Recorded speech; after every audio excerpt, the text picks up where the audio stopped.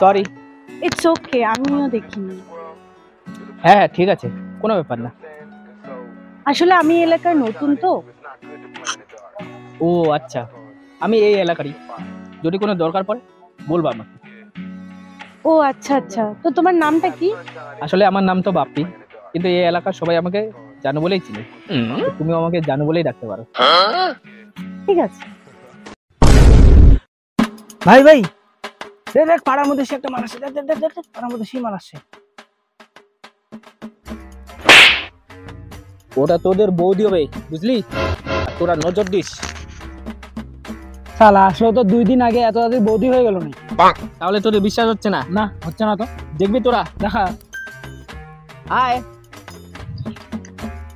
High Janu.